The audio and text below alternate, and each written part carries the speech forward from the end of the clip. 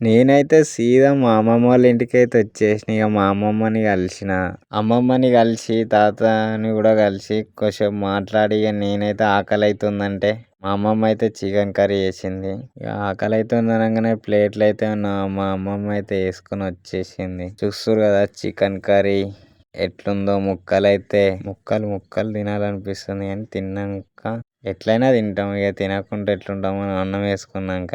ఇక నేను అన్నం తినేసరికి 7 అట్లా అయింది. ఇక ఏం చేయాలని ఆలోచించి బతుకమ్మ దగ్గరికి అయితే పోదామని చెప్పి ఇక రెడీ అయితే బతుకమ్మ దగ్గరికి అయినా. మా వాళ్ళు చూడండి బతుకమ్మ ఎట్లా ఆడుతుర్రో ఇక్కడ అమ్మమ్మ వాళ్ళ దగ్గర. ఇక అక్కడ కాసేపు టైం పాస్ చేసి అయితే వాళ్ళని చూసుకుంటూనే ఉన్నాం.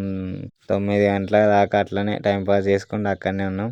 9 అట్లా కాగానే ఇక నిద్ర వస్తుందని చెప్పి అయితే ఇంటికైతే వచ్చేసినాం. ఈ వీడియో ఎట్లా అనిపించిందో కామెంట్ చేయండి. నచ్చితే లైక్ అండ్ షేర్, సబ్స్క్రైబ్ చేసుకోండి ఫ్రెండ్స్. నెక్స్ట్ వీడియో వెళ్దాం. Bye bye.